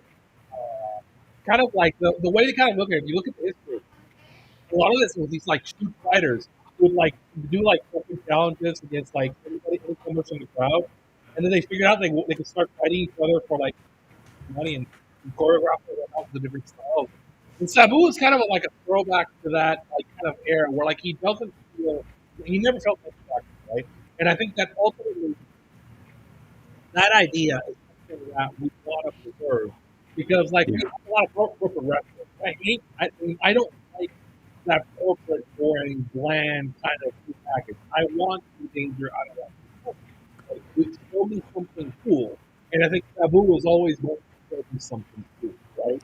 Like, there's this line where, like, sometimes, like, the argument I'll have with people about, like Samoa Joe is like, sometimes, if your hall is cool, right, then let these people in. They're cool. Let them in, right? And I think that's kind of the rule. Like, the numbers, I'm getting like every third word you're saying right now.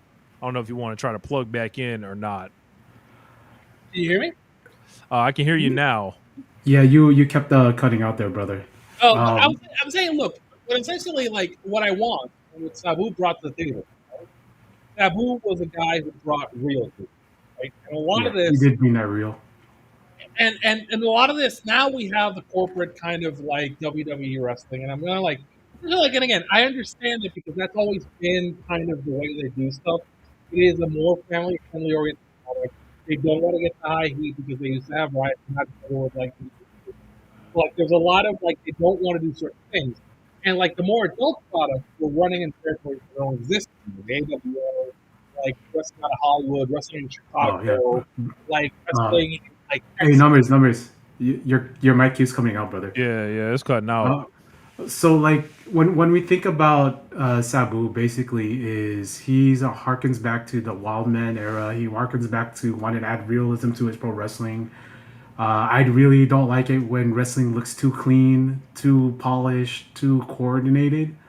I mean, sometimes I like it when it looks like that, but I also love when Matt Jackson slips on the middle rope and always eats some face on the mat. I love when he does that stuff because it adds a bit of like, oh shit, I guess they're not perfect all the time, and that's what I like. Yeah, man.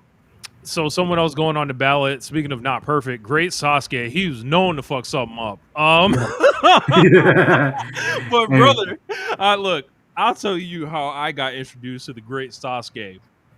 Now, my video game enjoyers may know, like, I didn't know about nothing about no great Sasuke. Who I knew was Black Ninja. That's who I knew. You know, World Tour. in WCW World Tour, WCW versus the World, Black Ninja. I was like, who the fuck is Black Ninja? Is doing all these kicks and flips. That's who I'm fighting with. I'm whooping everybody's ass with Black Ninja. Then I was like, it's a real wrestler, and then Yeah. that's how it was. But I thought this guy was fucking spectacular. Now, Yeah. I don't know about the worthiness of like a Hall of Fame case, right? I'll have to look into it. But he was right there in them tournaments with fucking Pegasus, Liger, Hayabusa. He was Yeah. Taka Michinoku, all that shit. They wanted him to be the star when they were going to try to bring him to WWF, but Taka got over, right? But Sasuke is awesome. I actually saw great Sasuke in New Orleans in 2018. Yeah. So that's gonna be interesting in the Japan region. Yeah. Kane He, going on the ballot. yo. Kane. Yeah. I don't know. He is a long time in wrestling. He has some main events, but I'm just like, he's all right, I guess. Great Sasuke, he's one of those guys we were talking about Grand Hamada earlier, right? Yeah. And Great Sasuke, also one of those guys that New Japan rejected and had to go to Mexico to get a career. And then New Japan said, let's put our belt on you. So, like, I don't know about Kane. I mean, I probably could make a case for Great Sasuke, but I don't know if I can make a case for Kane. Go for it. Yeah. Okay. Look, Sue Williams asked a great question: Seth Rollins or Kane? Who has the greater Hall of Fame case? And I was like, this is a sick man asking this question. Who would contemplate such a thing? But Kane. I think I would be Kane. up for the concept of either somebody like either having a column or a show. It's like, you know how they do the eliminator matches? It'd be like Wrestling Observer eliminator column or whatever, and just pick two people and mash them up against each other. Busta Rhymes or a Kane out cosplay in one of his music videos, fired up. So that's funny. Yeah, but as far as like Seth Rollins or Kane, that's just funny. Remembering that they were an act together in 2015. Kane, my God. Corporate Kane, Jesus Lord. Tam Nakano. So James isn't here on the air right now, but Tam Nakano going on the ballot will. I'm looking at Tam, right, and then I see like Io. She's going to get compared against. She's going to get compared against Satomura in Japan. And this is going to be, I think she's another long road home candidate. I think though I think the it's a gift and a curse for her because people that like the modern people that are plugged into like what she was doing know her credentials, know the business that she's responsible for, right? It's just, are these older voters going to be in tune with it as much as like the younger ones and people that saying like, hey, we can give her flowers now, she's done. So it's, you talk about somebody who become a great wrestler that did tons of business, that had all these great rivalries, like you got to start talking about her at least. Like, I don't think she's I'm like, can you stay on the ballot? I feel like she can absolutely stay on the ballot. Yeah. And you also got to think a little bit now because she's one of those architecture now in the current boom for Stardom. Because, a little bit of like backstaging, she is also doing a lot of the booking for Stardom with Taro Okada. She was essential in getting Saya over to the point where Look at Saya Kamatani right now. Look at her. She's not there without Tam. And like it's a hard way because first of all, it's the Observer and it's women and it's modern women. So it's gonna be real difficult for her. Modern Japanese woman. So Modern like, Japanese woman. No WWE run. yeah. I think the problem is going to be for her, for Tam, that there's a lot of people in front of her, and I say this like I don't feel like women like I like to judge these areas and groups by are they represented, right? Right. So I'll be like represented relative to their strength, and the women in Japan are well represented. So you got to be like you can't be like Derek Fisher. You got to be like Kobe Bryant, right? I can't. I'm not putting like the equivalent of Derek Fisher in the Yoshi Hall of Fame, right? So like I got to get like, and this isn't saying that Tom isn't necessarily like Derek Fisher, but the bar is really high for like Japanese women, right? We're talking about what, like Aja Kong and you know, Yeah, I mean like Hokuto and all that. It's And, like, and look, you're not wrong with that high bar. The thing is, I don't know if people are gonna take the time and look into Tam's work and be like, yo, she's got the chops like on par. Like you look at her cage match page, and it's like you'll see them nines on there, and then be like, oh shit, it wasn't just all happening in the mid '90s. But yeah. I'm like a big Megumi Kudo person, right? Like, and I like that era, and she's never been on the ballot, and she drew massive houses, and she arguably was the second biggest star in FMW, bigger than Hayabusa. Like, if we comp them like head to head, Mhm. so I mean, if I can't talk about her, right? Then and like we can't get like Mako in or we can't get Io in, then like Tam is a little bit further down the priority list. Nothing against Tam, but like really, we gotta like this is like Tam is like having a conversation around the Hardys, right? We may end up having a serious conversation around the Hardys, but it's lower down the priority list in terms of like I don't feel like I am sliding Japanese female wrestling by saying, "Hey Tam, you gotta wait your turn," or maybe like not now. See what I'm saying? Okay, Like, yeah, I see what you're saying. like Like, this is the same argument. I'll have this argument with like the guys who are pushing all these Brits. Like, why are we talking about British comedy wrestlers when we can't get Hosetaras in? Right? Like, come, Hey, I'll argue. numbers. I'll say like no more Zach Brits. got Zach got like 40. Was it 49, 46%? I, I mean, Zach's never getting 40. We should talk about that next. Oh my god. look. The thing is, like, I'll make the argument I always make. Do you know who Savio Vega is? Yes. Savio, it was like the number 2 babyface in Puerto Rico, and then he was the number 1 heel against Carlos. He drew on top everywhere. He worked the legendary feud like Stone Cold Steve Austin. That helped Stone make Cold, yep. Stone Cold Steve Austin Stone Cold Steve Austin.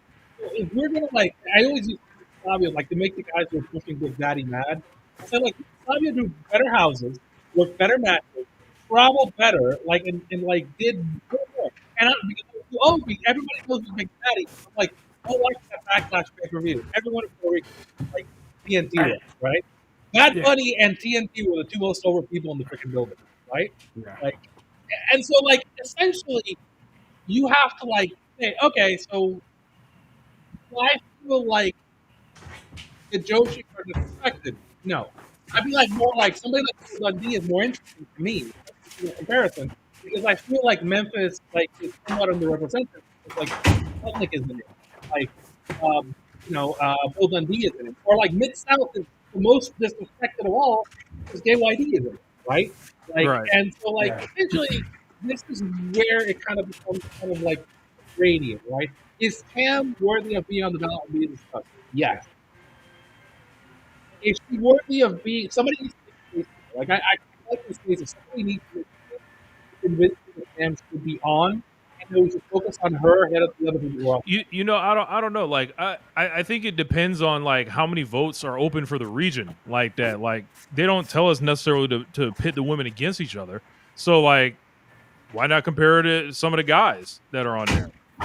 I mean, I think again, I say this like this is like saying if I'm voting for any Hall of Fame, I'm comparing you in your role, in your era, kind of like You're breaking up field of bad compare. numbers. Yeah. You're breaking up bad. Man, because if we're talking about the case for Zack Saber Jr., oh man, because Yeah. what is his case?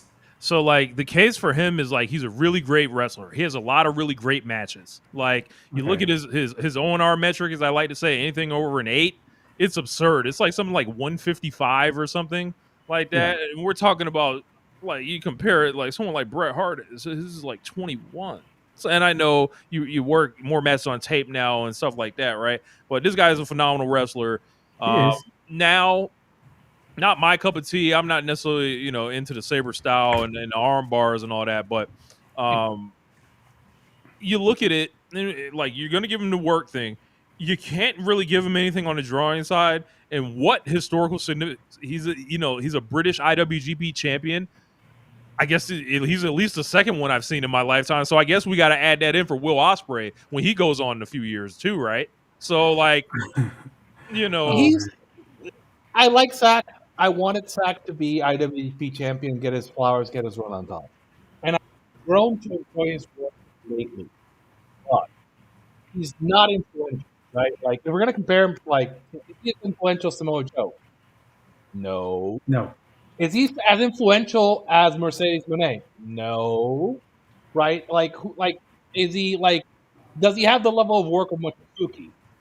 No. Look, man, Right? I can see all the Osprey clones already. I don't see no Zack clones nowhere. Yeah, that's Oh, I feel man. like Zach is British wrestling personified, right? And this is my argument against British wrestling, which is like British wrestling is not really influential. I'll say, look, there is some influence, but it's not something where like people are like drawing with this, right? Yo, It's just we whole continent. It's just fucking fuck. What? No, here's the thing. We got a bunch of Brits in here. We got a bunch of Brits in the hall. Like it's like we got like there's a thing in Puerto Rico which is like they'll come and sell you like the free like milk or like the free or the garbage bags. And like no, we're full. We're all full. We don't need any more like grapple rest. Like I'll respect Will because Will's like something completely different, and he's like a worldwide star, and he's completely influential and changed the game. Yeah. Zach is just a nice British like I know my kid's already in. Like I don't Yeah. I'm full up. I don't need like Yeah. another like not influential that can't draw like Brit guy. He's only got 11% left to go, so like we could be talking Oh, about him man. next year, as That's early as crazy. next year. We could be talking Hey. about him in 2 years. I will say this about him because on my show I did interview a couple of Filipino wrestlers from the Philippines. Shout out to you, Jake De Leon. Shout out to you, Ken Warren. And they told me because I know like because Robbie Eagles said on Keeping It Strong Style that the most Filipino wrestler there is right now is Zack Sabre Jr. And his nickname in the Philippines is Junjun. Because he actually when he goes over there he ingratiates himself with the Filipino community and helps mentor all these Filipino independent wrestlers out there. I do want to give him a shout out for that because that's pretty cool. And Junjun, you're an okay guy, man. You're an okay guy. So Interesting one. We're talking about Europe pretty much. So Gunther is going on the ballot next year. As Walter Gunther, very interesting one. I think when you're talking about this is a no doubt work candidate. yeah, What the fuck region do you put him in? I would Like- put him in modern. I would put him in Rest of the World. Rest of the world? I'll Probably walk on through modern. like some of the WWE best stuff. matches of the last like 20 years are his stuff in like Europe in WXW when he was like in NXT UK. Like there's a great match series that if you've never seen, you should, which is Gunther and I forget Ilya, right? Versus Aussie Open, right? And it's like Oh, baby Kyle, like Kyle who weighs like 125 pounds and is like 6'5", and like Mark Davis is like it's one of the great like just sequences, and Walter was so good at like that script, right? The Otto wants like kind of like that like monster kind of like mean dude, like mean bully. It was great, and he's actually been really good at getting that style and getting the best matches in the WWE style, right? So I respect the fact that he it's the stadium style, like working for the big, huge building. He's really good at it. It's an interesting candidacy because, like, I would probably think he's worthy. It would be better if if he gets a top level run, it'd be cooler. Yeah, he's only been given the fake world title in WWE, which I don't think is going to go, super far with the voters. But he does have WWE in a bunch of quality years, and has kind of been positioned as like the new era's Undertaker, I would say. Like as far as like where they are in the card, and kind of being this guy that they can throw out at a stadium show, and they're going to give him a big match, like his match against Sami Zayn, the 3-way match against Sheamus and McIntyre, probably the best WrestleMania match in history, for my money. Like one of the 5 at least. And you look at the guy, like he's gonna get at least one big match a year. I think he's kind of he's slowing down almost by attrition. Like he's just because he's not getting the chances right now, and everything's so stripped down. It's gonna be hard for him to keep adding. But a match catalog is filthy as anybody's. And well, the thing with Walter, and it's always been the thing with Walter, he is the best guy. He's one of the best guys ever at making your babyface look great, right? He's gonna murder that babyface. He's gonna get that babyface so over trying to beat him. And there's people we're not supposed to talk about that he worked like these great feuds with, where he just made them look like a goddamn star. But the problem with like WWE is they don't like to treat their babyfaces like that. And the guys who like, why hasn't Walter worked like an insane program with Sami Zayn? Right? Why has he not wrestled Cody yet? Oh, Yeah. he fought Cody once in this gimmick champion versus champion match. That should have been Cody's like square opponent after the Roman thing. Everything should have been leading to like this one long or not one long, like this long matchup with Colin. Cody's trying to pass Walter with the fight challenge off. Like that's like the booker that he is has ran from this, like as far as he could. Yo, your mic cut out, Rich. Sorry to say, bro. Can you hear me? Yeah, your mic cut out for like 10 seconds. Gotcha. I'm contagious, man. I'm contagious. I was saying everything after Cody was done with Roman should have led to a big showdown for like multiple months, multiple seasons, something they could really build a promotion around at the top with him and Walter. Like that's where it should have been. But Triple H, being this inept booker, has ran like the plague away from this. I'm gonna something I never thought I was gonna say. I'm gonna defend Triple K a little bit. Oh my God! I'm gonna defend it because it's not his thing. It's a Vince thing. Doesn't like his baby faces to show ass, right? Like Cena never showed ass. Rock didn't show ass. Austin kind of didn't show ass. Hogan didn't show ass. It's a thing that like old man Vince, his dad, right, did really well. And I always used to say like, if old man Vince, his father, had been alive, he would have tracked down Eddie to his house and like booked him as his top guy, right?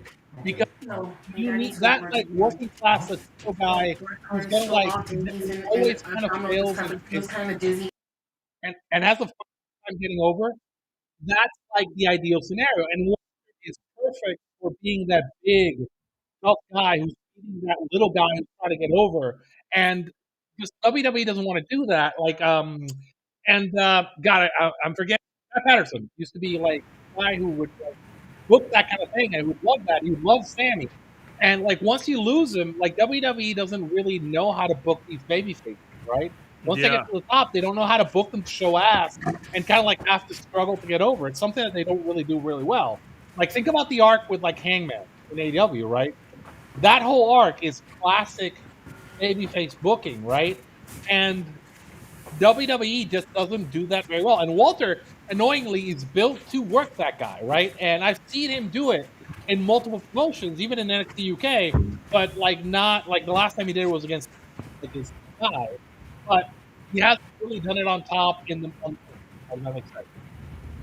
Hey, Rich, I want to say thank you for this opportunity, man. This has been a blessing. I want to say thank you for letting me talk on your show because I really respect you. And, I want to thank you for putting me on because without you, my show doesn't happen. And yeah, you're the man. Thank you so much for this, Rich. Thanks for coming on, man. Appreciate you, man. Drop them up out of here. Appreciate you, Doc. Make sure y'all listen to the Prescription podcast, PW Scription. It's you can see Doc in the comments and look him up under that and all like kind of social channels and all that. But so numbers as we come to a close kind of on this, Gunther is an interesting character to think about. Has has a hardcore cred to kind of carry him at least to a certain distance. Going forward, for me, it looks like we're talking about Hayabusa and JYD. June Byers is really close. Got a bump from the movie, I'd imagine. There's a lot of there's like there's a bunch of acts in the 50% range and above. You know what? I'm going to give you a preview of what my main talking point is going to be for the next season. Right? Go ahead, lay it on me. You're going to like this. I'm going to talk about JYD, right? Because I got into this whole huge argument with a bunch of like the really kind of like the respected Hall of Fame people, and they were talking about JYD was going to crack houses, right? And like Mid-South died after he left. Both these things are like people love crack. Like I said before. No. Let me say this. It's okay. So you're telling me that JYD, right, was the only WWE superstar wrestler doing crack and cocaine in the 80s? You're telling me Macho Man and the Ultimate Warrior weren't doing cocaine? Jake Roberts just clean as a sheet, huh? You're telling me like Eddie Gilbert wasn't doing cocaine? Like you're telling me like Vince wasn't doing cocaine? Right, it's something weird. It's like if it's the powder substance, they can understand it. But if it's rocked up, they're like, "Oh no, this is a monster. We can't." Wait! You're telling me none of these white dudes, none of these white wrestlers were doing crack? Like, let's be clear. Like, there's a double standard being used for JYD, which makes no sense. Like, my suspicion is, I'm pretty sure Bill Watts was calling up Dave and going like, "Man, this guy," like talking shit about JYD after he left, right? Right. And they talk shit about JYD and talk shit about JYD. But here's the thing: like, Mid-South didn't die after he left, right?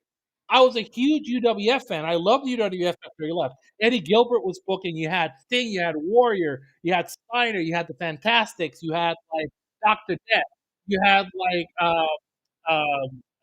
Gentleman Chris Adams. You had like this great promotion, and that promotion didn't die. It just got hit by the old recession, right?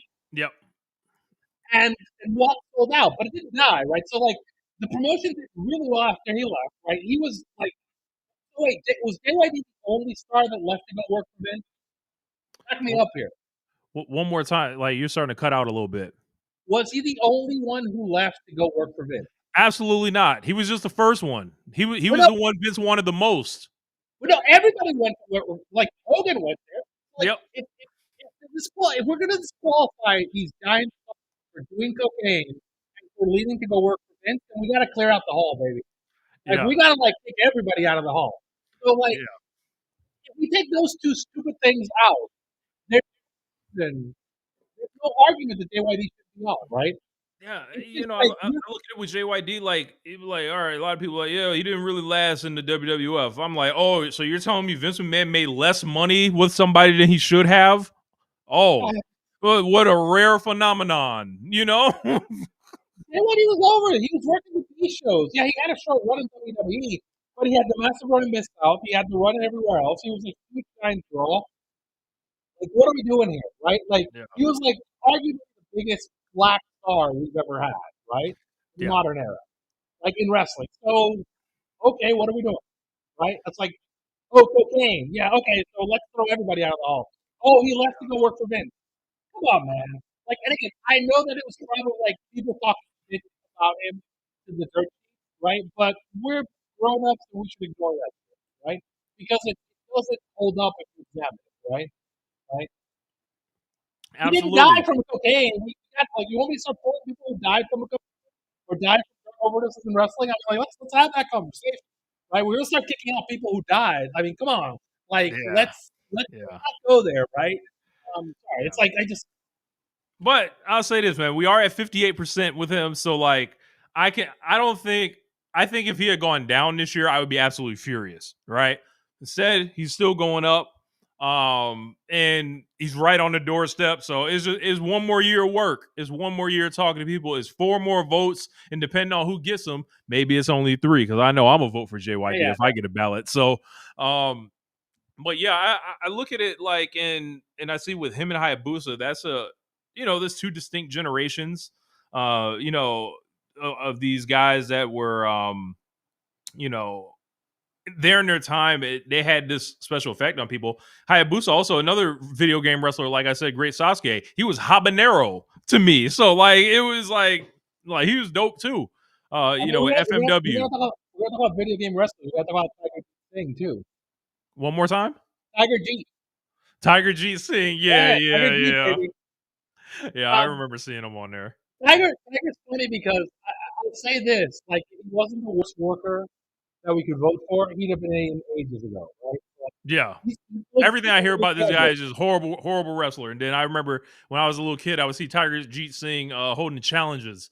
Can you dribble the basketball? He was doing the $1 Million Man thing. Yeah, he's again great, but I mean, like, again, I think, and I think this will be my last point. I think one of the things we have to kind of think about, right? What's the goal of wrestling, right? To make money.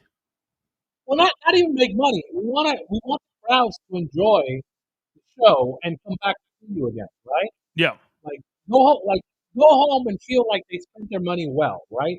And I think the Tiger T or somebody like him, even though he works like shit, right? People still came back to see his ass, right? Like over 20 years, like he was like the number 1 rival for Inoki. He was the guy who helped build that, and people like in the 90s were still coming to see him, like big, huge buildings to see him because they enjoy the experience, right? And sometimes, just like when somebody comes out, or they go out to see a bad singer, or like somebody who's like doing like sometimes weird things get over, right? And I think you almost like it's like when somebody has like an ugly jump shot in the NBA. I don't care if it's ugly; it will go in, right?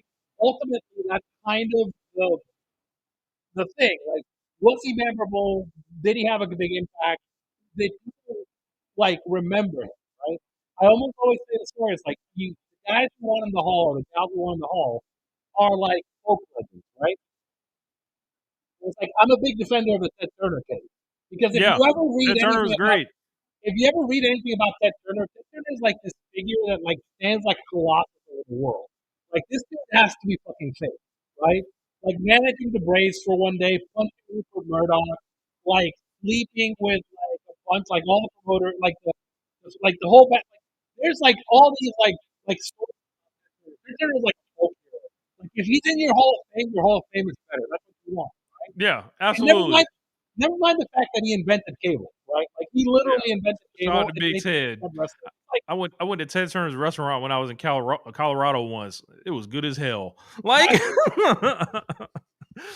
oh, he was doing too many things. Yeah, because he was fucking cool, right? Sorry, it's like, but you know what I mean? Yeah. Yes, he was doing 50 things. Not good. Right? That's not a disqualifier, man. That's right. Like, look at how cool this dude is, right? Okay. Sorry, it's like we get over like we take this too seriously sometimes, and we get over like the serious things. It's like, look, think about it. Does that person in the hall, like JYD, does he make it better? My answer is yes. Yeah, man. Well, man, I appreciate you coming on. I'm gonna wrap this up, and we'll talk again in the forum, and we'll share this thing around. But appreciate you coming on, Numbers. I'll give you the Spanish like bye bye. Y ahora acabamos y de una forma y gracias por estar con nosotros. Y ha sido un placer. Gracias, Rich. Thank you. Oh yeah. All right, man. So appreciate American Numbers coming through. Appreciate Doc coming through. This was fun. We spent 2 hours kind of talking about the Observer Hall of Fame, all kinds of different subplots and people, cases and numbers and everything else. And just thank you guys for joining us here on the channel. Make sure you hit the like button on the way out. And we'll be back and we'll do this again. And if you guys got any questions or anything, leave it in the comments. Stuff I can talk about on One Nation Radio.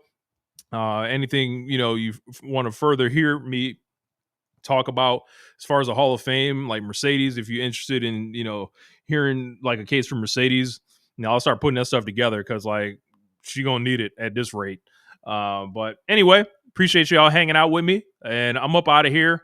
And you might catch me streaming the video game tonight or something. So I'll holler at y'all. Peace, and we'll talk soon.